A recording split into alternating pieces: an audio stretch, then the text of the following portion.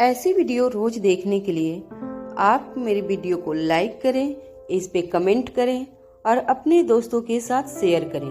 और हाँ, अगर आप इस चैनल पे नए हैं तो इसे सब्सक्राइब करना ना भूलें। इंस्पेक्टर गिरीवाल के मुंह से ये सारी बातें सुनने के बाद विक्की चौंक गया। उसे समझ नहीं आया कि जब उसने मुंह पर कपड़े बांधने वाली बात इंस्पेक्टर गिरीवाल को बताई ही नहीं थी तो फिर उनको ये कैसे पता चला। तभी अचानक से एक बात विक्की के दिमाग में बिजली की तरह चमकी। उसने मन ही मन कुछ सोचा और फिर इंस्पेक्टर गिरीवाल की तरफ देखकर कहा, सच सच बताओ इंस्पेक्टर, तुम्हें ये बात कैसे पता चली? वरना मुझसे बुरा कोई नहीं होगा। इंस्पेक्टर गिरीवाल ने जब विक्की का ऐसा रवैया देखा, उन्होंने तुरंत ही विक्की की तरफ देखकर कहा, विक्की साहब, अगर मैं आपको साहब कह रहा हूँ और अगर मैं आपको इज्जत दे रहा हूँ तो आप ये मत भूलिए कि मुझे बेइज्जत करना नहीं आता। अगर मैं आपको इज्जत दे रहा हूँ तो मैं भी ये उम्मीद करूँगा कि आप भी मुझे इज्जत दें और मुझसे इज्जत से बात करें। ये सुनते ही विक्की ने आवेश में बोला, अपनी बकवास बंद करो और मुझे ये बताओ कि तुम्हें ये कैसे पता चला? कहीं तुम्ही ने तो उन लोगों को मुझे मरवाने के लिए नहीं भेजा था ना? जैसे ही विक्की ने ये कहा, इंस्पेक्टर गिरीवाल को एक झटका लगा, क्योंकि विक्की ने कहीं न कहीं एक तरह से सच ही कह दिया था। और अब इस सच को सुनने के बाद इंस्पेक्टर गिरीवाल पूरी तरह से हैरान हो गए थे। उन्हें समझ नहीं आ रहा था कि वो इस वक्त कहें तो कहें क्या और किस तरह से रिएक्ट करें। उनके चेहरे पर आए भाव को विक्की ने पढ़ते हुए कहा, एक मिनट, आप कुसुम के केस से जुड़े हुए हैं? और तो और मैं सबसे पहले आप ही के पास गया था कि मैं कुसुम के केस को रीओपन करवाने वाला हूँ कोर्ट में, और उसके बाद फिर इस बात को मैंने किसी के साथ शेयर भी नहीं की। तो फिर वो शख्स आप ही हैं जिसको इस बारे में पता है कि मैं कुसुम के केस के बारे में छानबीन कर रहा हूँ और सबूत जुटा रहा हूँ। तो फिर वो शख्स आप ही होंगे जिनको मुझसे प्रॉब्लम है। तो इसका मतलब है कि आप ही ने उन लोगों को मुझे मारने के लिए। विक्की आगे कुछ कहता, इतने में इंस्पेक्टर गिरीवाल ने उनकी बात बीच में काटते हुए कहा, साहब, आप मुझ पर ऐसा कैसे इल्जाम लगा सकते हैं? मैं एक रेस्पेक्टेड पुलिस वाला हूँ और आप ऐसे बिना किसी सबूत के मुझ पर इल्जाम नहीं लगा सकते। आपको पता भी है इसका परिणाम क्या हो सकता है। मुझे आपको कानून सिखाने की जरूरत नहीं है, बाकी आप जानते ही हैं। तभी विक्की ने कहा, इसीलिए तो मैं आपको समझा रहा हूँ कि मुझे कानून सिखाने की आपको जरूरत नहीं है और मैं सब कुछ अच्छे से जानता हूँ और मेरा दिमाग यही कह रहा है कि कहीं न कहीं उन गुंडों को मुझे मरवाने के लिए आप ही ने भेजा था। अगर मैं ये बात कोर्ट में रख दूंगा तो ये अपने आप प्रूफ हो जाएगा। इसलिए बेहतर यही होगा कि आप अपनी इस भूल को मान लीजिए। इंस्पेक्टर के पास अब कुछ कहने के लिए बचा ही नहीं था। वो चुपचाप उस जगह पर खड़े थे। तभी उन्होंने अचानक से कहा, अरे मुझे कुछ काम है, मुझे जाना होगा। थाने में एक और केस आया है, उसी सिलसिले में मुझे छानबीन करने के लिए जाना है। मैं आपसे बाद में मिलता हूँ। इतना कहने के बाद इंस्पेक्टर गिरीवाल जीप में बैठ गए। इतने में विक्की ने अपनी भारी आवाज में कहा, इंस्पेक्टर, एक बात मेरी याद रखना, इस बार तुमने जो गलती की उसे मैं पहली गलती समझकर माफ कर रहा हूँ। अगर दोबारा तुमने मुझे मारने के लिए अपने आदमी भेजे तो इसका अंजाम ठीक नहीं होगा और मैं तुम्हें कोर्ट में घसीट सकता हूँ। इतना कहने के बाद विक्की वहाँ से निकल गया। इंस्पेक्टर गिरीवाल जीप से उतरे और यहाँ वहाँ टहलने लगे। वो ये भी देख रहे थे कि कहीं कांस्टेबल ने ये सब कुछ देखा तो नहीं था। इंस्पेक्टर गिरीवाल बड़े बेचैन नजर आ रहे थे। उनकी हालत कुछ ठीक नहीं लग रही थी। वो यहाँ विक्की को समझाने आए थे, मगर विक्की उनको समझाकर चला गया था।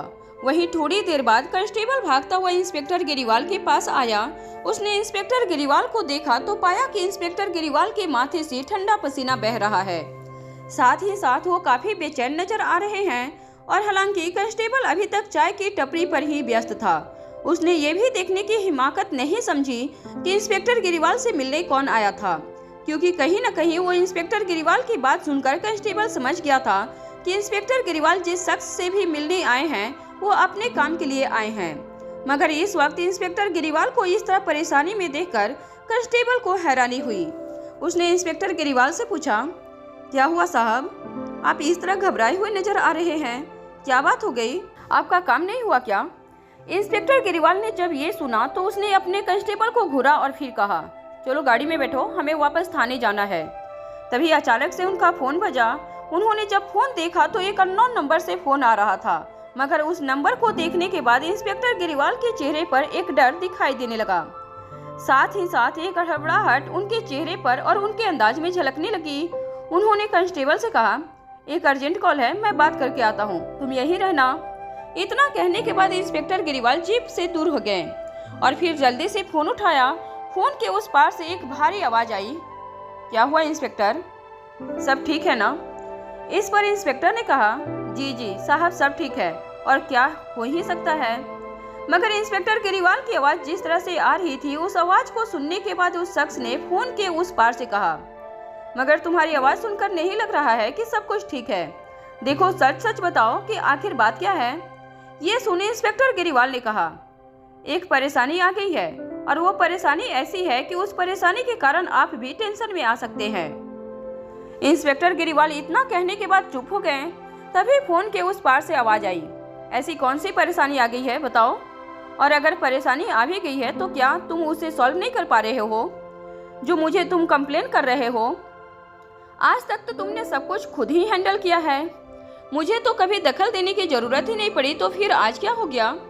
ये सुनते ही इंस्पेक्टर गिरीवाल ने कहा, क्या करूं साहब, इस बार हालत ही ऐसे हो गए हैं कि मुझे कुछ समझ नहीं आ रहा। इतना कहने के बाद इंस्पेक्टर गिरीवाल फोन पर उस शख्स से कुछ बात ही करने लगे। वहीं जीप में बैठा कांस्टेबल यही सोच रहा था कि आखिर ये सब हो क्या रहा है। एक तरफ जहां इंस्पेक्टर गिरीवाल के बारे में कांस्टेबल ये सब सोच रहा था, तो वहीं दूसरी तरफ अनिका ने जब घड़ी की ओर देखा तो उसने पाया कि शाम के 4 बज चुके हैं, मगर रोहित अब तक वापस नहीं आया था। रोहित को कमरे में ना देख उसे बड़ी हैरानी हुई। अनिका को समझ नहीं आया कि आखिर रोहित को इतनी देर क्यों हो गई और आखिर ऐसा क्या हो गया जो रोहित घर आने में इतनी देर कर रहा था। जब अनिका को कुछ समझ नहीं आया तो उसने रोहित को फोन लगाया, मगर रोहित ने फोन नहीं उठाया। ये देखो हॉल में ही यहाँ वहाँ टहलने लगी। इस वक्त उसके मन में बहुत सी बातें चल रही थी, मगर इसी बीच उसने मन ही मन ये फैसला किया कि एक बार जब रोहित आएगा तो वो सामने से सॉरी कहेगी, क्योंकि कहीं न कहीं आज से पहले अनिका ने रोहित पर शक किया था और उसने रोहित को जज किया था। अनिका भी रोहित के बारे में सोच ही रही थी, इतने में अचानक से उसका फोन बजा। अनिका ने जब अपने फोन की स्क्रीन पर देखा तो उसे लगा कि रोहित का फोन आ रहा था, मगर तभी उसे एहसास हुआ कि उसे एक अननोन नंबर से फोन आ रहा था। उस नंबर को देखने के बाद अनिका कुछ देर तक सोच में पड़ गई, मगर फिर उसने जल्दी से फोन उठाया और टेरेस गार्डन की तरफ चली गई। वो ये सोच ही रही थी कि अगर बच्चों ने उसकी बात सुन ली तो ठीक नहीं होगा, क्योंकि कहीं न कहीं अनिका को शक था कि उसे विक्की कॉल कर रहा होगा, क्योंकि विक्की को जब भी कॉल करना होता था तो वो अलग अलग नंबर से ही कॉल करता था। इस वक्त अनिका को भी यही लग रहा था। उसने जब फोन कान पर लगाया तो फोन के उस पार से विक्की की आवाज आई। विक्की की आवाज सुनते ही अनिका समझ गई कि उसका शक सही था, मगर अनिका इस वक्त ये देखकर हैरान थी कि अभी कुछ घंटे पहले ही वो विक्की से मिलकर आई थी और उससे बात करके आई थी। फिर अब अचानक से विक्की को क्या हो गया था जो उसने इस तरह कॉल कर दिया था। साथ ही साथ अनिका ने विक्की को मना किया था कि वो इस तरह से अनिका को कॉल न करे, क्योंकि ये खतरे से खाली नहीं था, मगर इसके बावजूद भी विक्की ने कॉल किया था। अब अनिका मन ही मन यही सोच ही रही थी कि जरूर कोई ऐसी बात होगी जिसके कारण विक्की ने उसे कॉल किया था। तभी अनिका ने फोन पर कहा, क्या हुआ विक्की, तुमने इस वक्त इस अनजान नंबर से फोन किया है, क्या कुछ जरूरी बात है?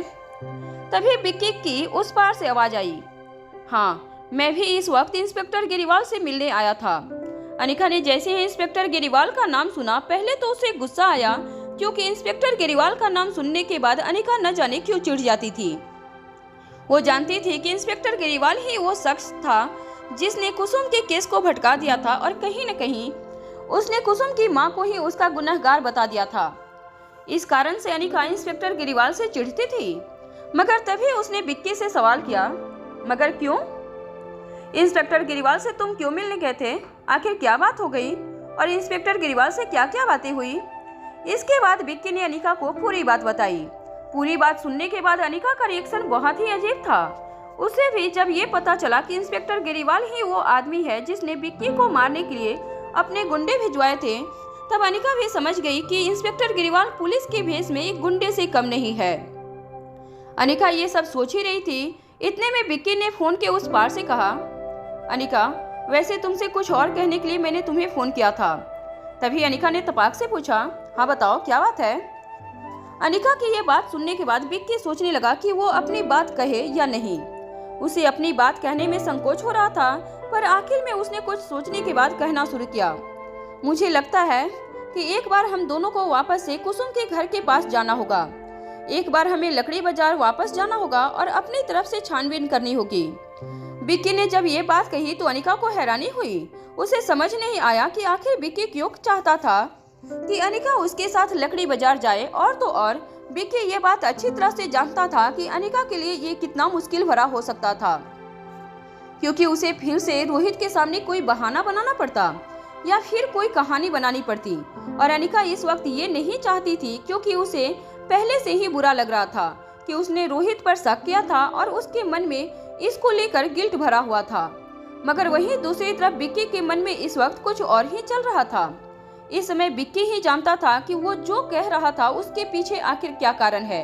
और अनिका भी कहीं न कहीं यही सोच रही थी कि आखिर विक्की ने उसके सामने ऐसी बात क्यों कही थी। जब अनिका को समझ नहीं आया और उसने देखा कि अब विक्की भी शांत नजर आ रहा है, तब अपनी खामोशी तोड़ते हुए अनिका ने विक्की से सवाल किया, मैं तुम्हारी बात नहीं समझ पाई। हम कुसुम के घर क्यों जाएंगे?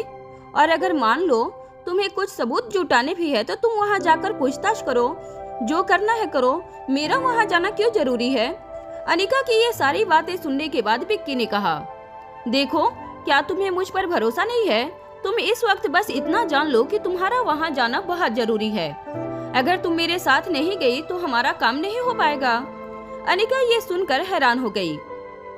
उसने पहले तो कुछ देर मन ही मन सोचा और फिर उसने फोन पर तपाक से पूछा, क्या मतलब है तुम्हारा? और मैं वहाँ जाकर क्या करूँगी? अगर किसी ने देख लिया तो? और फिर मैं रोहित को क्या जवाब दूंगी? अनिका को समझ नहीं आ रहा था कि आखिर विक्की उसे क्यों अपने साथ लकड़ी बाजार ले जाना चाहता था। अनिका ने जब ये सवाल विक्की से पूछा तो विक्की ने कहा, देखो अनिका, अब हम इस केस में बहुत आगे बढ़ चुके हैं। हमारे सामने कुसुम का गुनहगार भी आ चुका है, इसलिए अब हमें सोच समझकर काम लेना होगा। और मैं तुम्हें कुसुम के घर साथ में चलने के लिए इसलिए बोल रहा हूँ क्योंकि वहाँ बहुत सी औरतें हैं जिनसे मैं बात नहीं कर सकता, क्योंकि मैं उनसे बात करता हूँ तो वो मुझे सही से जवाब नहीं देती।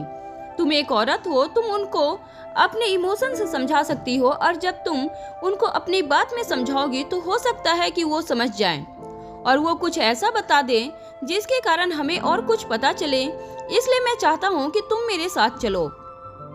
विक्की की बात सुनने के बाद अनिका सोच में पड़ गई और वो यही सोचने लगी कि वो रोहित को इस बात के लिए कैसे मनाए, क्योंकि वो जानती थी कि अगर वो इस बार बाहर गई तो फिर उसे 1 घंटे के लिए नहीं बल्कि ज्यादा वक्त के लिए बाहर जाना होगा और फिर से उसे रोहित से झूठ बोलना होगा। और अनिका इस वक्त कहीं न कहीं ये नहीं चाहती थी, उसके मन में यही चल रहा था कि उसने रोहित पर शक करके पहले ही बहुत बड़ी गलती कर दी थी और अभी इस तरह से झूठ बोलकर बाहर जाना अनिका के लिए ठीक नहीं होगा। अनिका यही सब सोच रही थी कि विक्की ने फोन के उस पार से कहा, देखो अनिका, मैं जानता हूँ कि तुम्हारे लिए ये सब आसान नहीं है, और तो और तुम अभी रोहित से और झूठ बोलकर बाहर नहीं जाना चाहती, मगर तुम एक बात मुझे बताओ कि हम इस केस में जितना आगे बढ़ चुके हैं, क्या हमें इस तरह रुकना चाहिए? और तुम एक बात जान लो अनिका, सागर सन्याल इतना बड़ा आदमी है कि एक सीसीटीवी फुटेज की मदद से हम कोर्ट में उसे गुनाहगार साबित नहीं कर सकते, क्योंकि हम जैसे ही कोर्ट में ये कहेंगे कि उसके सीसीटीवी फुटेज में सागर सन्याल दिखाई दे रहा है तो सागर सन्याल का वकील कई सारे दावे करने लगेगा और वो झूठे गवाहों को लाकर खड़ा कर देगा और एक नई कहानी को बना देगा। तो इसीलिए हमें अपनी पूरी तरह से कोशिश करनी होगी। इतना कहने के बाद विक्की ने आगे कहना शुरू किया, मैं तुम्हें अपने साथ ले चलने के लिए इसलिए कह रहा हूँ क्योंकि पिछली बार जब मैं कुसुम के घर पर गया था तो उसके घर के सामने जो उसकी पड़ोसी थी उसने मुझे ठीक से बात तक नहीं की थी।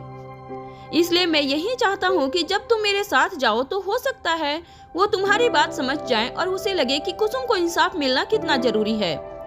इसलिए तुम्हें जाकर कुसुम के घर के आस पड़ोस में पूछताछ करनी होगी और तुम्हें ये पता लगाना होगा कि आखिर उनके पड़ोसियों को और क्या पता है। तब हमें जाकर ये पता चलेगा कि सागर सन्याल उस रात वहाँ क्यों गया था, आखिर उसकी क्या मजबूरी रही होगी। जैसे ही विक्की ने मजबूरी शब्द अपने मुंह से निकाला, अनिका ने चिढ़ते हुए विक्की से कहा, तुम मजबूरी क्यों कह रहे हो?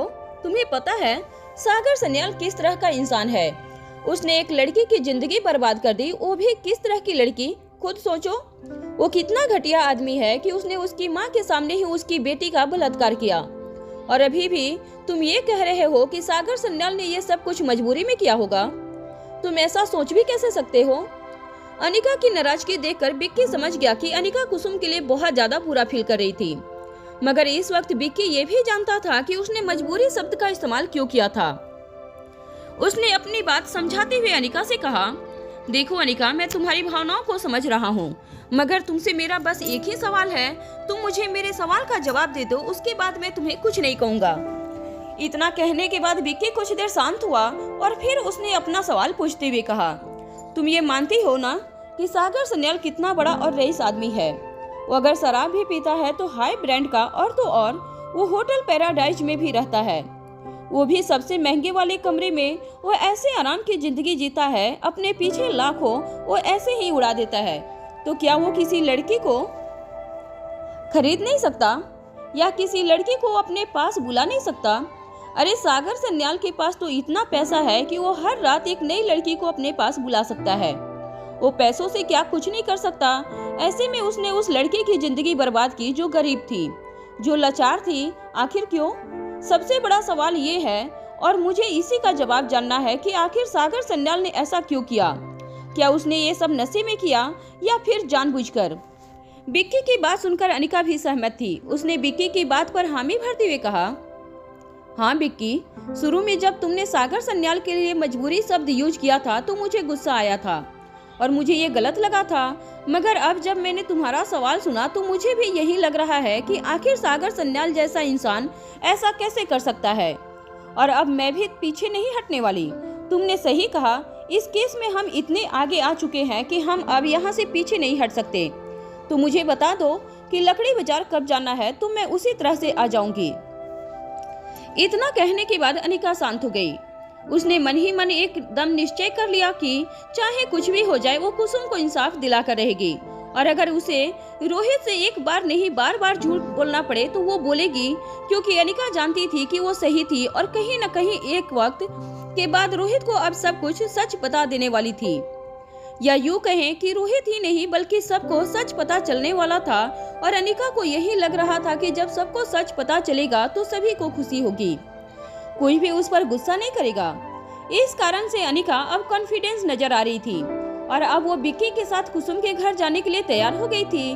बिक्की ने अनिका से फोन पर कहा, देखो अनिका, हमारे पास वक्त की बहुत कमी है, इसलिए अगर तुम 1 घंटे में आ सकती हो तो हम 5 बजे यहाँ से निकल जाएंगे, और शाम का वक्त है तो हमें बहुत सारे लोग घर पर ही मिलेंगे, तो हम आसानी से उनसे पूछताछ कर सकते हैं। उसके बाद फिर तुम वापस होटल जाना, तुम्हें ज्यादा वक्त भी नहीं लगेगा, मगर हाँ 3 से 4 घंटे का वक्त तुम्हें लेकर आना होगा, क्योंकि मैं नहीं चाहता कि पूछताछ में हमें देरी हो तो फिर तुम्हें जल्दीबाजी में होटल आना पड़े। इसलिए अगर तुम 3-4 घंटे का वक्त लेकर आओगी तो फिर यह हमारे लिए सही होगा। तुम रोहित को और अपने बच्चों को कह देना कि तुम 8 या 9 बजे तक वापस होटल लौट आओगी, और अगर तुम्हें अकेले आने में ठीक नहीं लगेगा तो फिर मैं तुम्हें होटल तक छोड़ने आ जाऊंगा, या फिर जैसा ठीक लगे। बस मैं यही चाहता हूँ कि आज हम लोग कुसुम के पड़ोसियों से पूछताछ कर लें और ये पता कर लें कि आखिर उनको और क्या क्या पता है। बिक्की ने जब अनिका को समय के बारे में बताया तो उसके चेहरे पर हैरानी साफ साफ झलकने लगी। उसका पूरा शरीर सुन पड़ गया। अनिका अब यही सोचने लगी कि शाम के इस वक्त वो बाहर जाए तो जाए कैसे, और तो और जब वो रात को 8 से 9 बजे तक लौट कर आएगी तो फिर रोहित क्या उसे ऐसे ही आने दे देगा? क्या वो उससे कोई सवाल नहीं पूछेगा? और क्या बच्चे भी अनिका से कोई सवाल नहीं पूछेंगे? अनिका इस वक्त कंफ्यूजन में थी, मगर अब उसने बिक्की को हाँ कह दिया था, उसने ना कहने में भी ठीक नहीं लग रहा था। मगर अनिका जानती थी कि उसे कुछ तो तिगड़म लगाना होगा। इतने में उसने देखा कि शाम के 4:30 बज चुके हैं, मगर अभी तक रोहित वापस लौटकर नहीं आया है। ये देख अनिका के दिमाग में अचानक से एक आइडिया आया। उसके चेहरे पर अचानक से एक चमक आ गई। उसने फोन पर बिक्की से आत्मविश्वास के साथ कहा, ठीक है बिक्की, मैं तुम्हें 5 बजे मिलती हूँ, तुम आ जाना और प्लीज जल्दी करना ताकि मुझे वापस आने में देरी ना हो, तुम समझ रहे हो ना? ये सुनने के बाद बिक्की ने अनिका की तारीफ करते हुए कहा, गुड अनिका, मुझे तुमसे यही उम्मीद थी। एंड थैंक्स मेरी बात मानने के लिए। तुम जल्दी आ जाओ। मैं तुम्हें 5 बजे उसी जगह पर मिलूंगा जहां पर आज मैंने तुम्हें ऑटो में बिठाया था। वहीं से हम कुसुम के घर चलेंगे। इतना कहने के बाद विक्की ने फोन काट दिया। फोन कटने के बाद अनिका ने तुरंत ही आसपास देखा। वो दौड़कर लिविंग रूम में आई और उसने मेन गेट की तरफ देखा। वो अभी बंद था और रोहित अभी तक नहीं आया था। इसके बाद अनिका ने घड़ी की तरफ देखा। घड़ी में 4:30 बज रहे थे। इसी के साथ वो बच्चों के रूम की तरफ जाने लगी। इधर कमरे में तीनों बच्चे इस वक्त कुछ अलग ही प्लानिंग में लगे हुए थे। वो तीनों एक साथ बैठे हुए थे और कुछ बातें कर रहे थे। इतने में अचानक से दरवाजा खुला और अनिका अंदर आ गई। अनिका को देख तीनों बच्चे हैरानी से खड़े हो गए। उन्हें उम्मीद नहीं थी कि अनिका उनके कमरे में इस तरह से अचानक आ जाएगी। तभी अनिका ने तीनों बच्चों के चेहरे पर हैरानी के भाव देखे। वो तीनों बच्चों के पास आई और उसने तीनों बच्चों को देखकर पूछा, क्या हुआ बच्चों, तुम लोग इस तरह से हैरान क्यों हो गए? आखिर तुम लोग कर क्या रहे थे? तभी तीनों बच्चों ने अपनी अपनी तरफ से कहना शुरू किया। सबसे पहले रिया ने अनिका की तरफ देखकर कहा, कुछ नहीं मम्मा, हम लोग तो बस ऐसे ही कुछ प्लानिंग कर रहे थे। तभी अलेक्जेंडर ने कहा, हाँ मम्मा, हम गेम खेल खेल कर बोर हो गए थे, तो वही हम सोच रहे थे कि बाहर जाकर पूल एरिया की साइड में जाकर हम कुछ खेलें ताकि थोड़ा टाइम पास हो। और अभी तक डैड भी नहीं आए हैं तो हमें यही लगा कि हमें बाहर जाकर खेलना चाहिए। इतने में आर्यन ने भी कहा, मम्मा कैसा आइडिया है, वैसे भी अब तो डैड ने हमें बाहर जाने की परमिशन भी दे दी है। अनिका ने उन तीनों की तरफ देखकर कहा, अच्छा आइडिया है, तुम पूल एरिया के साइड में जा सकते हो, मगर हाँ ज्यादा बदमाशी नहीं। और सबसे बड़ी बात, अलेक्जेंडर और आर्यन तुम दोनों को रिया का ख्याल रखना होगा। तभी रिया ने अपनी कमर पर दोनों हाथ रखते हुए कहा, ओफो मम्मा, मैं अपना ख्याल रख सकती हूँ, और वैसे भी ये दोनों भाई मेरा ख्याल रखते ही हैं। उतने में अलेक्जेंडर ने कहा, मम्मा हम लोग रिया का ख्याल रखेंगे, मगर आप बताइए, आप अचानक कमरे में आ गई, आपको कुछ चाहिए था क्या? तभी अनिका ने तीनों बच्चों की तरफ देखकर कहा, वो एक्चुअली मुझे कुछ काम से बाहर जाना पड़ रहा है, तो मैं 2-3 घंटे में आ जाऊंगी। अगर इस दौरान रोहित घर पर आए तो तुम उसे बता देना कि मैं बाहर गई हूँ। हालांकि मैं रोहित को अभी मैसेज कर दूंगी और फोन अगर उसने उठा लिया तो मैं फोन पर उसे ही ये बात बता दूंगी। अनिका इतना कहकर शांत हो गई, मगर वो जानती थी कि उसने अभी अभी जो कुछ भी कहा था वो मामूली बात नहीं थी। उसको सुनने के बाद एक बड़ा हंगामा होने वाला था, और हुआ भी ऐसा ही। जब तीनों बच्चों ने ये सुना कि अनिका फिर से बाहर जाने वाली है और वो भी शाम के वक्त वो बाहर जाना चाहती थी, तो तीनों बच्चे हैरान होकर एक दूसरे को देखने लगे। तीनों के एक्सप्रेशन देखकर अनिका समझ गई कि आज उसे पहले तीनों बच्चों को मनाना होगा, उसके बाद ही वो बाहर निकल पाएगी। मगर अनिका को ये भी डर था कि इस दौरान कहीं रोहित वापस न आ जाए, इसलिए अनिका सब कुछ जल्दी जल्दी करना चाहती थी। अनिका ने तीनों बच्चों की तरफ देखकर कुछ कहना चाहा ही कि इतने में रिया ने अनिका की तरफ देखकर कहा, व्हाट मम्मा, ये आप क्या कह रही हैं? आप शाम को बाहर जाना चाह रही हैं, बट वाई? और आपको इस वक्त क्या काम आ गया? डैड भी कमरे में नहीं है। उतने में अलेक्जेंडर ने भी कहा, हाँ मम्मा, ये आपके लिए ठीक नहीं है, आपकी तबीयत भी अभी ठीक नहीं रहती है, ऐसे में शाम को आपका अकेले जाना ठीक नहीं है।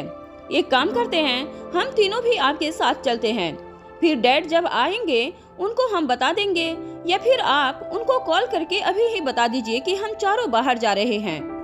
अनिका ने जैसे ही ये सुना उनके होश उड़ गए।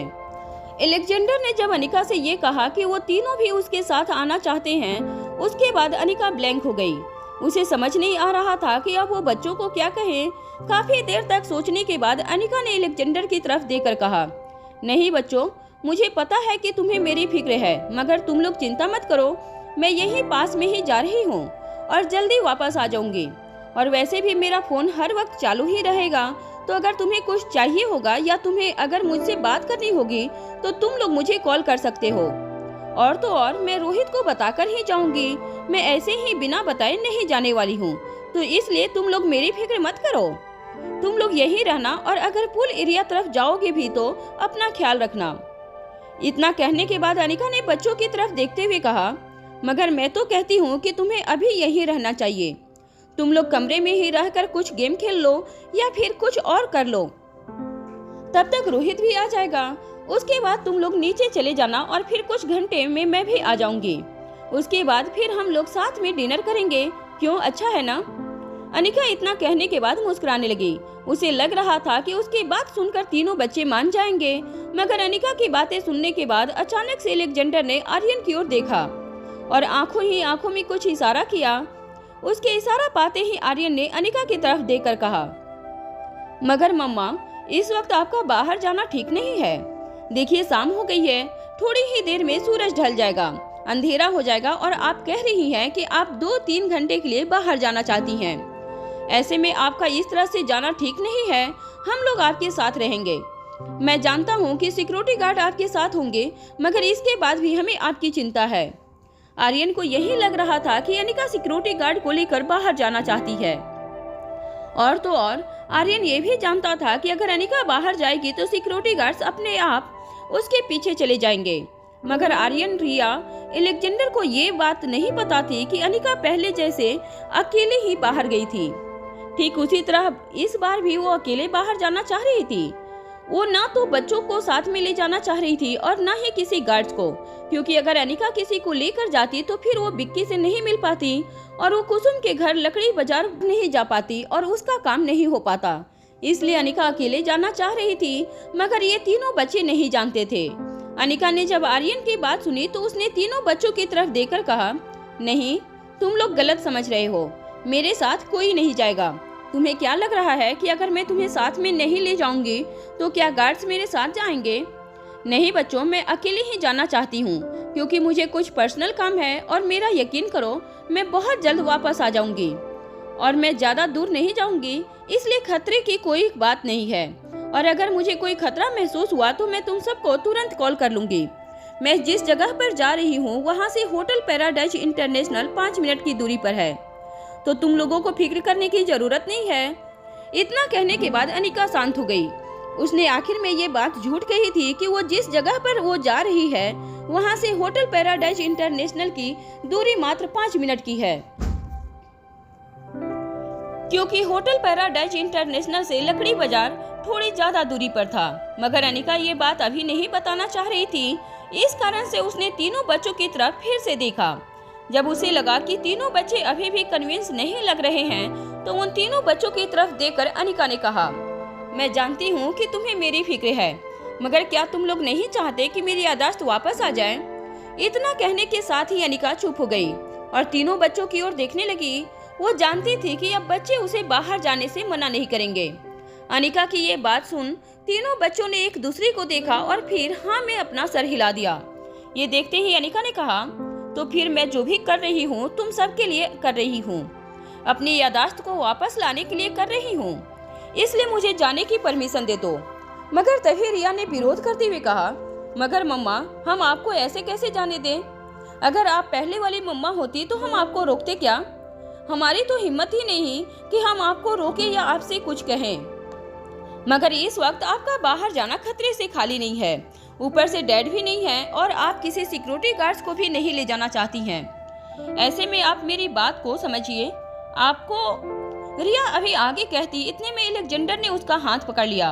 उसने रिया को शांत रहने का इशारा किया और अनिका की तरफ देखकर कहा, मम्मा, कहीं न कहीं आप सही हैं, इसलिए आप बाहर जा सकती हैं। वैसे भी हम आपको परमिशन देने वाले कोई नहीं होते, तो आप बस एक बार डैड को बता दीजिएगा ताकि उन्हें फिक्र न हो।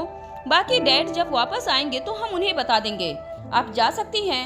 अलेक्जेंडर ने जब ये फैसला सुनाया तो आर्यन और रिया उसकी तरफ घूर कर देखने लगे। उन दोनों को अलेक्जेंडर की बात पर यकीन नहीं हो रहा था। उन्हें यही लग रहा था कि क्या अलेक्जेंडर पागल हो गया है या फिर उसके दिमाग में आखिर चल क्या रहा है, क्योंकि अलेक्जेंडर ने अनिका को बाहर जाने के लिए परमिशन दे दिया था, वो भी शाम के वक्त, और ये अनिका के लिए खतरे से खाली नहीं था। अनिका की याददाश्त जब से गई थी उसके बाद से अनिका को कभी भी अकेले छोड़ा नहीं गया था।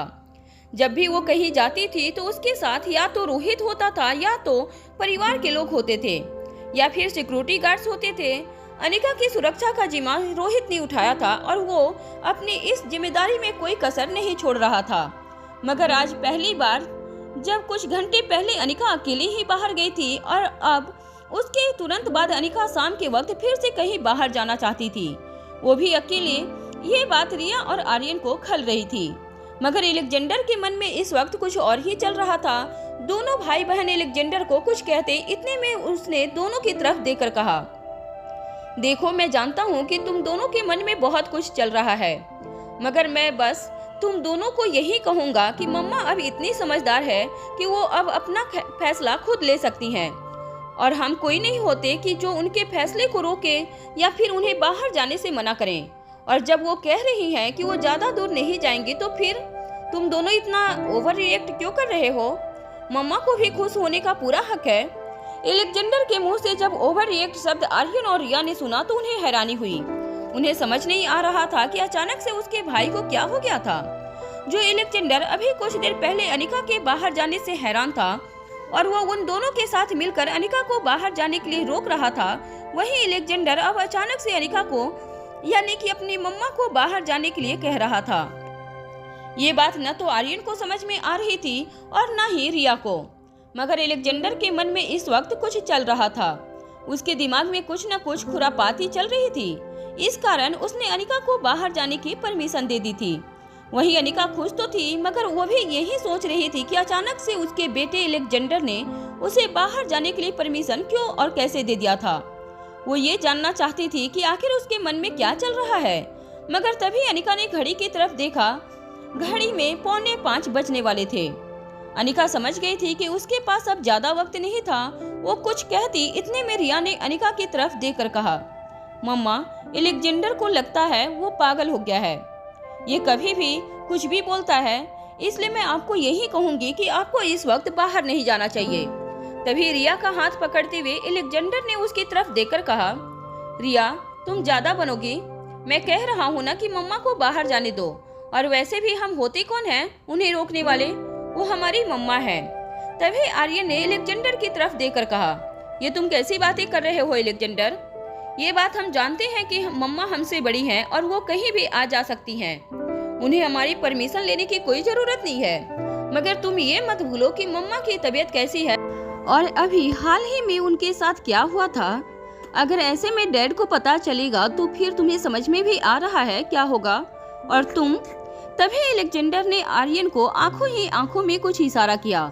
एलेक्जेंडर का इशारा समझ आर्यन चुप हो गया। वो एलेक्जेंडर का इशारा तो पूरी तरह से समझ नहीं पाया था और न ही वो ये समझ पाया था कि एलेक्जेंडर अनिका को बाहर जाने देने के लिए क्यों मान गया था। मगर आर्यन इतना समझ गया था कि एलेक्जेंडर अगर ये किया है तो फिर इसके पीछे कुछ न कुछ जरूर कारण होगा। इस कारण से आर्यन भी एलेक्जेंडर का साथ देते हुए रिया को समझाने लगा। एलेक्जेंडर सही कह रहा है रिया, मम्मा को जाने देना चाहिए। तुम अभी बच्ची हो, तुम नहीं समझ पाओगी। रिया ने जब आर्यन को इस तरह बदलते हुए देखा तो उसने अपनी आंखें बड़ी कर ली। उसने अपनी कमर पर अपने दोनों हाथ रखते हुए कहा, तुम दोनों गजब के पलटूबाज हो। अभी थोड़ी देर पहले मेरे साथ मिलकर मम्मा को रोक रहे थे और तुम अभी कह रहे हो। रिया अपनी बात पूरी कर पाती इससे पहले ही एलेक्जेंडर ने कहा, रिया, तुम अभी छोटी हो, हम दोनों बड़े हैं और मैं तुम दोनों का बड़ा भाई हूँ। इसलिए मैं जो कह रहा हूँ वैसा करो। देखो, मेरी बात समझने की कोशिश करो। इतना कहने के बाद एलेक्जेंडर ने अनिका की तरफ देखकर कहा, मम्मा आप जाइए, मैं रिया को समझा दूंगा और आर्यन भी मेरे साथ ही है। ये भी आपको बाहर जाने की परमिशन दे रहा है। आप जाइए, बाकी मैं और आर्यन रिया को समझाकर शांत कर देंगे। तभी अनिका ने देखा कि उसे काफी देरी हो रही थी। उसने एलेक्जेंडर के सर पर हाथ फेरते हुए कहा, ठीक है, और अगर रोहित आए तो तुम उसे बता देना या मैं ही उसे फोन करके कह दूंगी। मैं अभी चलती हूँ। इतना कहने के बाद अनिका उस कमरे से जल्दबाजी में निकल गई। उसके बाहर जाते ही रिया ने एलेक्जेंडर और आर्यन की क्लास लगानी शुरू कर दी। उसने दोनों से कहा, तुम दोनों को कुछ समझ में आता है? देखो अब मैं क्या करती हूँ। डैड को आने दो, तुम दोनों को वो अच्छे से सबक सिखाएंगे। तुम दोनों को समझ में नहीं आता है ना कि कब क्या बोलना चाहिए। अचानक से तुम अपनी बात से पलट जाते हो, कभी कुछ कहते हो कभी कुछ, और मुझे कहते हो कि मैं छोटी हूँ। तुम दोनों मुझसे भले ही बड़े हो, या एक तरह से सच ये है कि हम तीनों एक ही उम्र के हैं। इसके बाद भी तुम लोग अपना हुक्म चलाते हो। डैड को आने दो, मैं तुम्हारी शिकायत करती हूँ। और तो और मैं ये भी कहूँगी कि तुम दोनों ने ही मम्मा को बाहर जाने के लिए परमिशन दी है। अब देखना डैड से तुम दोनों को कैसे डांट पड़ेगी। तभी आर्यन ने एलेक्जेंडर की तरफ देखकर कहा, वैसे एलेक्जेंडर, मैं तो तुम्हारी बात मान तो गया था, पर अब तो मुझे भी बताओ कि तुमने आखिर ऐसा क्यों किया। तुमने मम्मा को बाहर जाने के लिए क्यों कहा? आखिर तुम्हारे दिमाग में चल क्या रहा है, मैं ये जानना चाहता हूँ। एलेक्जेंडर अभी कुछ कहता, इससे पहले रिया ने बीच में कहा, ये क्या कहेगा? अब तो मैं कहूँगी डैड को एक बार वो आ जाए बस। इतना कहने के बाद रिया एलेक्जेंडर को घूर कर देखने लगी। एलेक्जेंडर ये बात अच्छे से समझ रहा था कि रिया को अनिका की फिक्र हो रही थी, इसलिए वो इस तरह से रिएक्ट कर रही है और इसीलिए वो अनिका को बाहर नहीं जाने देना चाहती थी। मगर एलेक्जेंडर के चेहरे पर जरा भी घबराहट नजर नहीं आ रही थी। रिया ने जब ये देखा तो उसे हैरानी हुई। उसने फिर से कहा, देखो इसके चेहरे पर कोई भी डर, कोई भी घबराहट नहीं है। न जाने एलेक्जेंडर को क्या हो गया है अचानक। तभी एलेक्जेंडर ने कहा, मैंने ये सब इसलिए किया क्योंकि मेरे दिमाग में एक प्लान है। ये सुनते ही रिया और आर्यन हैरान हो गए। जब एलेक्जेंडर ने रिया और आर्यन से कहा कि उसने अनिका को बाहर जाने के लिए परमिशन इसलिए दी क्योंकि उसके दिमाग में एक प्लान है, इस प्लान शब्द को सुनकर रिया और आर्यन एक दूसरे को देखने लगे और वो यही सोचने लगे कि आखिर अब एलेक्जेंडर के दिमाग में क्या पक रहा है। दोनों कुछ देर खामोश रहे। जब उन्होंने देखा कि एलेक्जेंडर अभी चुप है तो अचानक से दोनों भाई बहन ने एलेक्जेंडर से पूछा, आखिर चल क्या रहा है तुम्हारे दिमाग में और क्या प्लान है, हमें भी बताओ। एलेक्जेंडर ने रिया और आर्यन की तरफ देखकर कहा, देखो इस वक्त डैड भी घर पर नहीं है और मम्मा भी नहीं है, तो ये सबसे बेस्ट मौका है गुलेरिया हाउस वापस जाने का। इतना कहने के बाद एलेक्जेंडर शांत हो गया। वो शांत तो हो गया था मगर उसने अपनी बातों से भूचाल ला दिया था। आर्यन और रिया दोनों हैरानी से एक दूसरे को देखने लगे। साथ ही साथ वो कभी एलेक्जेंडर की तरफ देखते तो कभी एक दूसरे की तरफ देखकर सोच रहे थे कि आखिर इतनी बड़ी बात एलेक्जेंडर ने कब सोच ली और उसने अभी तक इस बारे में आर्यन और रिया को बताया क्यों नहीं, क्योंकि ये कोई आम बात नहीं थी और इतनी आसान भी नहीं थी। इसमें पहले से बहुत ज्यादा रिस्क था। तभी आर्यन ने तपाक से एलेक्जेंडर का विरोध करते हुए कहा, तुम्हारा दिमाग खराब हो गया है, तुम सोच भी रहे हो कि तुम क्या कह रहे हो। कुछ देर पहले जब रिया ये कह रही थी कि वो अपने प्लान के हिसाब से गुलेरिया हाउस जाएगी तो उसमें तुम्हें प्रॉब्लम थी, तो अब फिर तुमने ये कैसे सोच लिया कि डैड और मम्मा के रहे बिना हम लोग गुलेरिया हाउस जाकर वापस आ भी जाएंगे। और चलो एक तरह से मैं मान भी लूं कि मम्मा ने कहा है कि वो 2 से 4 घंटे के लिए बाहर गई हैं। इतना वक्त हमारे पास काफी है, मगर डैड उनका क्या, उनके बारे में तो हमें कुछ नहीं पता, वो कब आएंगे, हो सकता है हम जैसे ही बाहर निकले वो आ जाएं। इतना कहने के बाद आर्यन ने आगे कहा, और सबसे बड़ी बात तुम ये मत भूलो कि डैड ने हमें इस स्वीट से बाहर जाने की परमिशन दी है।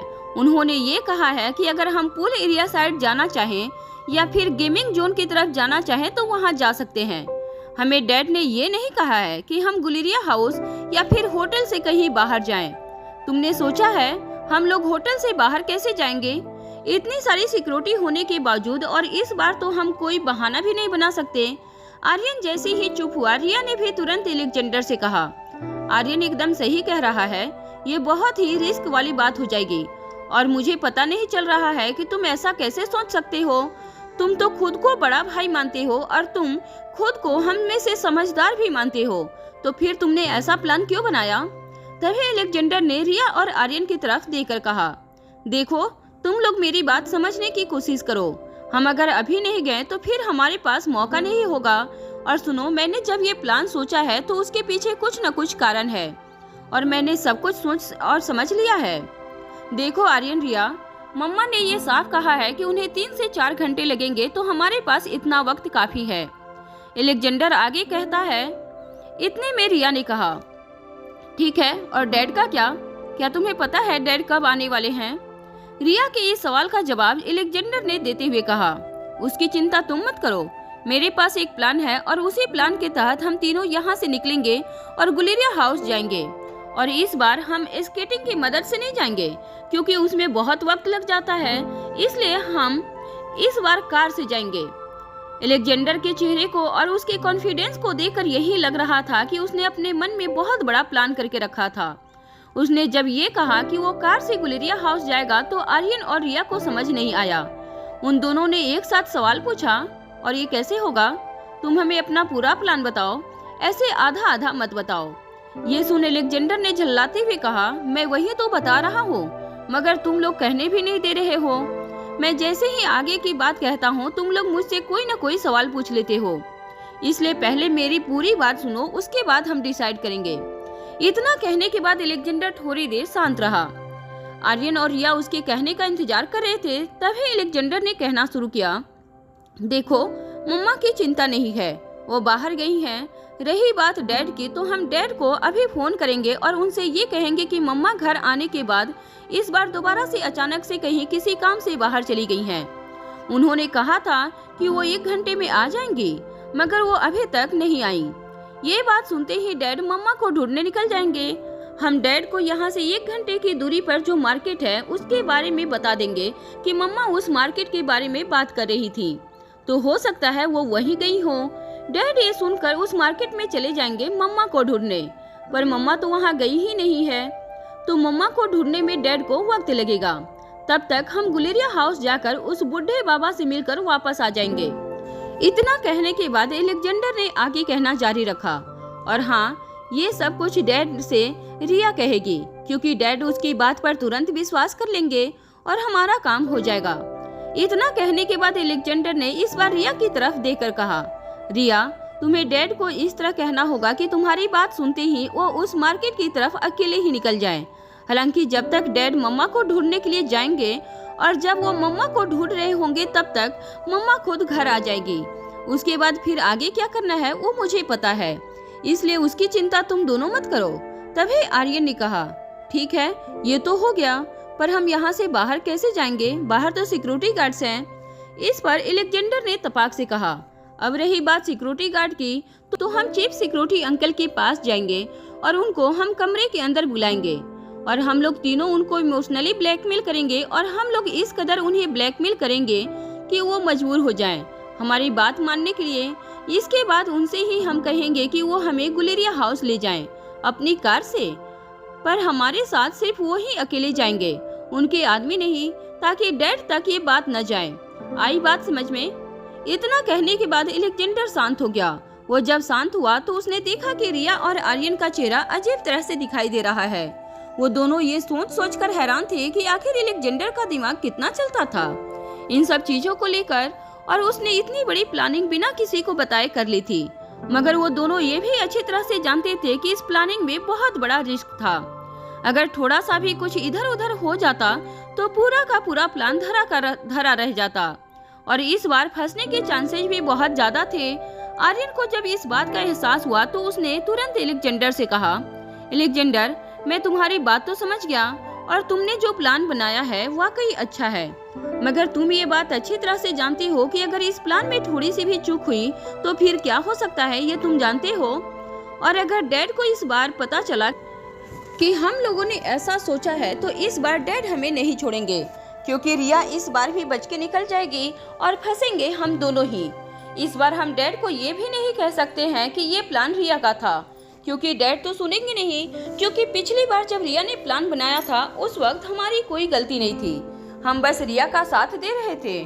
उस वक्त हमें डैड से डांट पड़ी थी, मगर इस बार अगर डैड को पता चला तो फिर वो यही कहेंगे कि पिछली बार समझाने के बाद भी हम दोनों नहीं माने, और तो और रिया की जान को फिर से इस बार खतरे में डाला। इसलिए बहुत सोच समझकर सब कुछ करना होगा।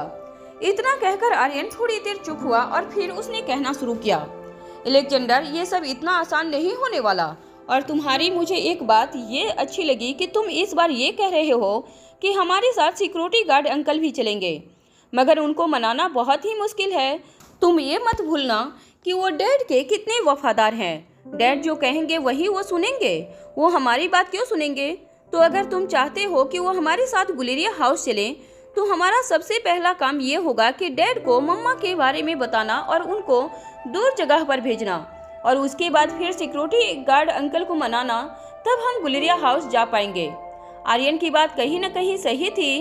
अलेक्जेंडर ने जब उसकी बात सुनी उसके बाद उसने उसकी तरफ देखकर कहा, आर्यन, तुम बिल्कुल सही कह रहे हो, मगर अब हमें सबसे पहले अब ये करना होगा कि हम डैड को पहले फ़ोन लगाएं और रिया उनसे बात करें। उसके बाद ही हम आगे अपने प्लान को एग्जीक्यूट कर पाएंगे, क्योंकि अगर डैड नहीं माने तो फिर हमारा ये प्लान चौपट हो जाएगा और हमें कुछ और सोचना होगा। इसलिए सबसे पहले हमें डैड को फोन करना होगा। इतना कहने के साथ ही अलेक्जेंडर ने रिया की तरफ इशारा किया। रिया एक बार भी ही अलेक्जेंडर का इशारा समझ गई थी। वो जान चुकी थी कि अब जो करना था उसे ही करना था, क्योंकि रोहित उसकी बात मानता था।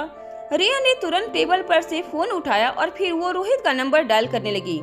अगले ही पल फोन रिंग होने लगा, मगर 3 से 4 बार फोन रिंग होने के बाद भी रोहित ने फोन नहीं उठाया। ये देख रिया हैरान हो गई। उसने अलेक्जेंडर और आर्यन की तरफ देखकर कहा, डैड फोन क्यों नहीं उठा रहे हैं? आखिर वो कहाँ बिजी हैं? इतना लेट हो गया, अभी तक आए भी नहीं। मुझे कुछ समझ नहीं आ रहा है। रिया की बात सुन आर्यन ने कहा, एक काम करो, तुम दोबारा से फोन लगाओ। हो सकता है कि डैड इधर ही आ रहे हों और फोन उनके जेब में होगा तो उन्हें पता नहीं चला होगा। इसलिए तुम एक बार फिर से डैड को फोन करो। अपने भाई की बात सुनने के बाद रिया ने फिर से रोहित को फोन लगाना शुरू किया। इस बार भी रिंग जा रही थी, मगर रोहित फोन नहीं उठा रहा था। तीनों बच्चे यही सोच रहे थे कि आखिर रोहित है तो कहाँ है। एक तरफ जहाँ तीनों बच्चे रोहित के बारे में सोच रहे थे, तो वहीं दूसरी तरफ अनिका इस वक्त उस ऑटो स्टैंड के पास खड़ी थी जहाँ कुछ घंटे पहले विक्की ने उसे छोड़ा था। अनिका लगातार इधर उधर देख रही थी। वो नहीं चाहती थी कि वो ज्यादा देर करे, क्योंकि उसे जल्द से जल्द वापस लौटना था। इन सब के अलावा अनिका इस बात से भी परेशान थी कि रोहित फोन नहीं उठा रहा था। अभी जिस तरह उधर प्रेसिडेंशियल स्वीट के अंदर तीनों बच्चे रोहित को फोन लगा रहे थे और रोहित फोन नहीं उठा रहा था, ठीक उसी तरह इधर अनिका ने भी 3 से 4 बार रोहित को फोन लगाया था, मगर उसने फोन नहीं उठाया था। अनिका ने पहले तो सोचा कि वो रोहित को मैसेज कर दे कि वो कहीं बाहर जा रही है, मगर तभी अनिका के दिमाग में ख्याल आया कि अगर उसने ऐसा किया तो फिर रोहित भड़क सकता है और हो सकता है कि रोहित मैसेज में उनकी बात को ना समझ पाए। इसलिए अनिका ने ये फैसला किया कि जब रोहित फोन उठाएगा तो वो उसे सब कुछ बता देगी या फिर कोई कहानी बनाकर सुना देगी, क्योंकि अनिका रोहित को सच तो नहीं बताना चाहती थी। इस कारण से अनिका के माथे पर सिकन नजर आ रहा था। अनिका परेशान थी, उसे समझ नहीं आ रहा था कि वो करे तो क्या। तभी अचानक से वहाँ पर विक्की आया। विक्की को देखते ही अनिका ने थोड़ा आगे बढ़ते हुए कहा, तुमने कितनी देर कर दी विक्की, हमें जल्दी जाना होगा। तुम्हें पता है ना, हम थोड़ा सा भी टाइम वेस्ट नहीं कर सकते। और तो और मुझे समझ नहीं आ रहा है कि मैं क्या करूं। विक्की ने देखा कि अनिका कुछ ज्यादा ही परेशान नजर आ रही है। उसे ये उम्मीद नहीं थी कि अनिका आएगी तो इतना परेशान होगी, मगर विक्की इस परेशानी का कारण नहीं जानता था।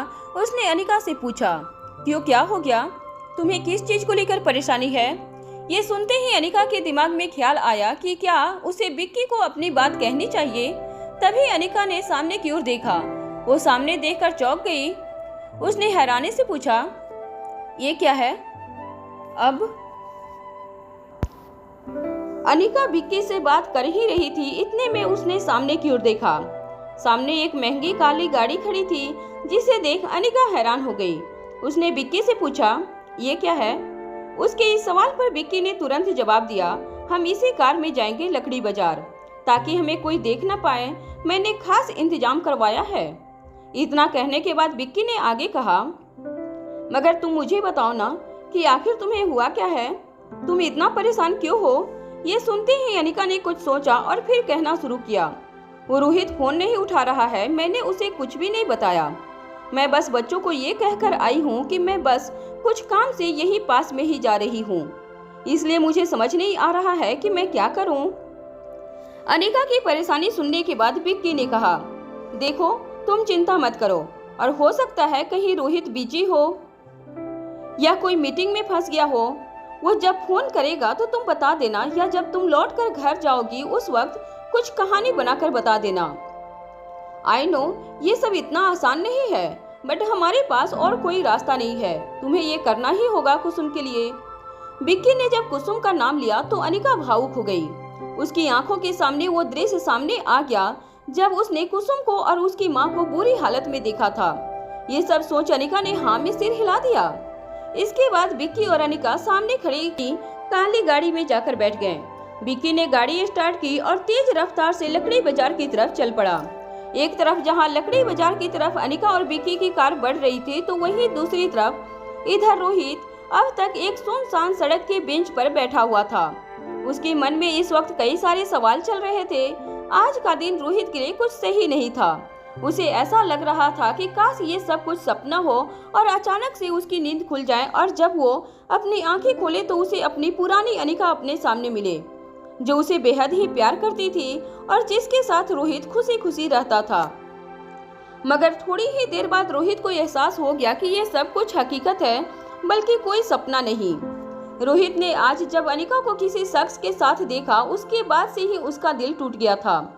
उसे इतना बड़ा झटका लगा था कि वो अब तक संभल नहीं पाया था। जो रोहित इतना स्ट्रांग था, इतना मैच्योरिटी से सब कुछ हैंडल करता था, वही रोहित आज बुरी तरह से टूट चुका था।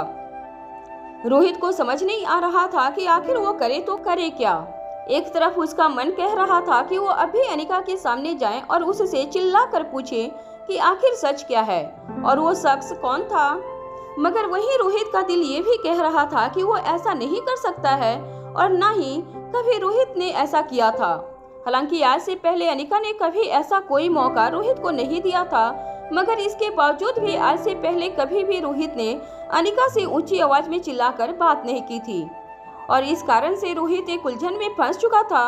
उसे समझ नहीं आ रहा था कि वो करे तो क्या करे और वो क्या कर रहे हैं। उसकी आंखें नम थी, उसकी आंखों से लगातार आंसू बह रहे थे, यहाँ तक कि वो अंदर से पूरी तरह से भावुक हो गया था। मगर वो इस वक्त इस बेंच पर इसलिए बैठा था ताकि वो अपने इस इमोशंस को किसी को दिखा ना पाए। रोहित जिस जगह पर बैठा था वो एक सुनसान जगह थी। आसपास स्ट्रीट लाइट भी खराब थे। उस जगह पर काफी अंधेरा था। इन सब के अलावा बीच बीच में कई सारे कुत्तों की आवाज सुनाई दे रही थी, मगर इस वक्त रोहित को इन सब की परवाह नहीं थी। वो अपनी ही धुन में खोया हुआ था और वो मन ही मन यही सोच रहा था कि आखिर वो करे तो करे क्या, क्योंकि रोहित को यही लग रहा था कि उसका और अनिका का रिश्ता टूट न जाए और रोहित ये हरगिज नहीं चाहता था। रोहित नहीं चाहता था कि वो अनिका से अलग हो या फिर अनिका उसे छोड़कर किसी और शख्स के साथ चली जाए। वैसे तो रोहित को अपने प्यार पर बहुत ज्यादा भरोसा था, इतना कि वो कभी सपने में भी ऐसा नहीं सोच सकता था। मगर जब से अनिका की याददाश्त गई थी और तो और उसने जब से देखा था कि अनिका रोहित के साथ कभी भी कंफर्टेबल महसूस नहीं करती, उसके बाद से ही रोहित को ये लगने लगा था कि कहीं अनिका के दिल में किसी और के लिए फीलिंग्स ना जाग जाए। इसलिए रोहित को अब बुरी तरह से डर लगने लगा था। उसने जब अनिका को किसी शख्स के साथ बाजार के बीचों बीच घूमते हुए देखा और जब उसे एहसास हुआ कि अनिका उसे झूठ पर झूठ बोली जा रही है, उसके बाद से ही रोहित पूरी तरह से टूट चुका था। वो इतना ज्यादा दुखी था कि उसने अपना फोन तक भी नहीं देखा था, क्योंकि अगर रोहित ने फोन देखा होता तो उसे पता चलता कि अनिका ने उसे कितनी बार फोन किया है। इसी के साथ बच्चों ने भी उसे काफी बार फोन किया था, मगर रोहित इस हालत में नहीं था कि वो किसी से बात करे, क्योंकि वो जानता था कि अगर वो किसी से बात करेगा तो सामने वाले को पता चल जाएगा कि रोहित रो रहा है या अभी अभी रोकर चुप हुआ है। और रोहित अपने ये इमोशंस किसी को शो नहीं करना चाहता था। तभी अचानक से कुछ सोचने के बाद रोहित अपने बेंच पर से उठ गया और वो उस अंधेरे रास्ते की तरफ आगे बढ़ने लगा। इस वक्त रोहित के दिमाग में कुछ चल रहा था। एक तरफ रोहित जहाँ सुनसान रास्ते की तरफ बढ़ रहा तो वहीं दूसरी तरफ अनिका और बिक्की लकड़ी बाजार पहुंच चुके थे। इस वक्त उन्होंने अपनी गाड़ी को कुसुम के घर के सामने ही लगाकर रखा था। तभी बिक्की और अनिका गाड़ी से उतरे। उन्होंने देखा कि इस वक्त शाम के 6:30 बज रहे हैं। अनिका ने जैसे ही वक्त देखा उसने तपाक से कहा, बिक्की हमें जो भी करना है जल्दी करना होगा, क्योंकि हम यहाँ ज्यादा देर तक नहीं रह सकते। मुझे जल्दी घर भी जाना है। तभी बिक्की ने कहा, अनिका तुम इतना घबरा क्यों रही हो? तुम्हें अगर रोहित की चिंता है तो तुम इतना जान लो कि रोहित अब तक घर नहीं पहुंचा। बिक्की ने जिस कॉन्फिडेंस के साथ ये बात कही थी, अनिका ने जब ये सुना तो उसे थोड़ा सा अजीब लगा। उसने बिक्की की तरफ देखकर पूछा, ये बात तुम इतने कॉन्फिडेंस के साथ कैसे कह सकते हो कि रोहित अभी तक घर नहीं पहुंचा है? क्या तुम्हें उसने कुछ बताया है? इस पर बिक्की ने हंसते हुए कहा, कॉमन सेंस यार, अगर रोहित घर पहुंचा होता तो क्या तुम्हें लगता है कि वो इस तरह शांत बैठता? अब तक तुम्हें उससे कई बार फोन आ चुके होते, या तो वो खुद ही तुम्हें फोन करने के बाद कह देता कि वो तुम्हें लेने के लिए अपने गार्ड्स के साथ आ रहा है। मगर ऐसा कुछ हुआ नहीं ना, इसलिए थोड़ा रिलैक्स करो और हम जिस काम को करने के लिए आए हैं उस पर फोकस करते हैं।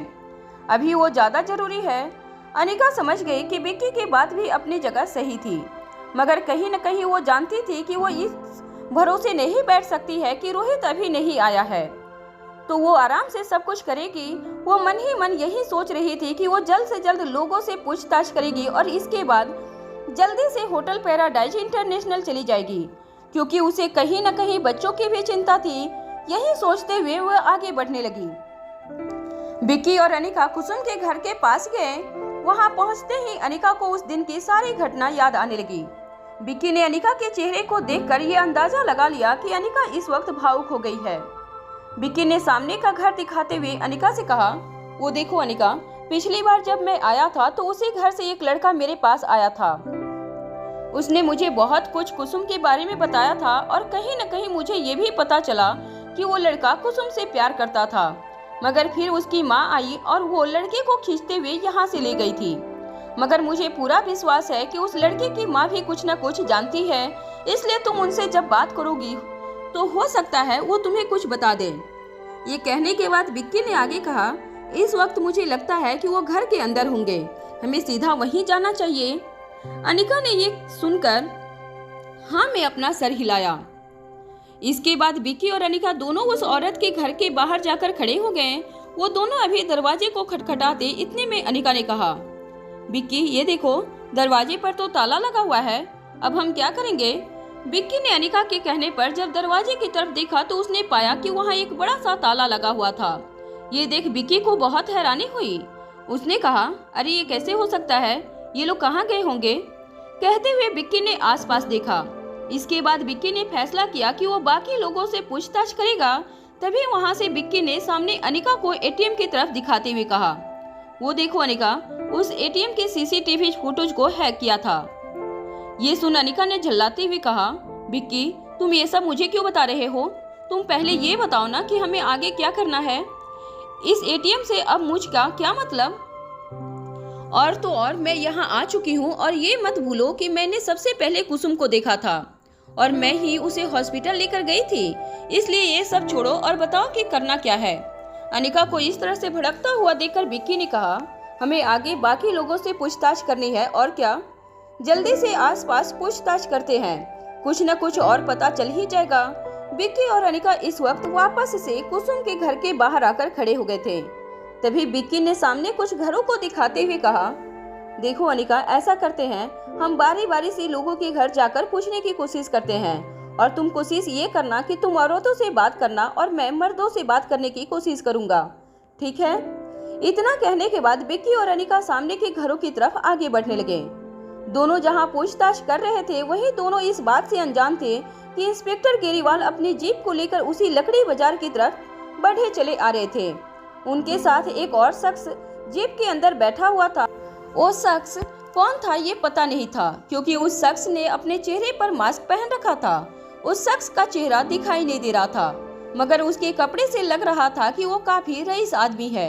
उस शख्स ने तभी इंस्पेक्टर गेरीवाल की तरफ देखकर कहा, अरे जल्दी करो, मैं नहीं चाहता कि मुझे वहाँ पर कोई देख ले, इसलिए जल्दी वहाँ चलो।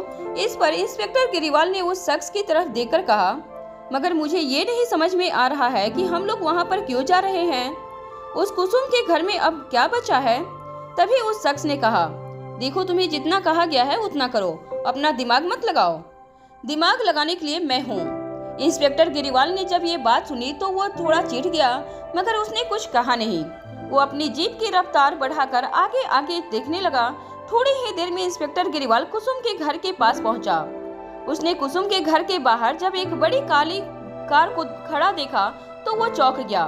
उसने अपने बगल में बैठे शख्स से कहा, आप यहीं पर बैठे रहिए, मुझे लगता है यहाँ पर कोई आया है। ये देखिए, इतनी बड़ी और महंगी गाड़ी न जाने किसकी है, इसलिए आप यहीं पर रहिए, अगर कोई खतरा हुआ तो मैं देख लेता हूँ, उसके बाद आपको बुला लूंगा। उस शख्स ने हाँ में अपना सर हिला दिया। इसके बाद इंस्पेक्टर गेरीवाल जीप से उतरे। वो कुसुम के घर की तरफ बढ़ रहे थे। इतने में उन्होंने सामने वाले घर के पास दो शख्स को देखा। ये देखो सावधान हो गए। तभी उन्हें एहसास हुआ कि सामने खड़ा जो दो शख्स है वो एक लड़की और एक लड़का है। ये देखते ही इंस्पेक्टर गेरीवाल ने आवाज देते हुए कहा, अरे कौन है वहाँ पर, क्या आप लोगों की ये गाड़ी है। वो शख्स कोई और नहीं बल्कि विक्की और अनिका थे। उन दोनों ने जब इंस्पेक्टर गिरीवाल की आवाज को सुना तो वो एकदम से हैरान हो गए। उन्होंने इंस्पेक्टर गिरीवाल की आवाज को पहचान लिया था। अनिका की हालत खराब हो गई थी। वो घबराकर लगातार विक्की से पूछने लगी, विक्की अब क्या होगा?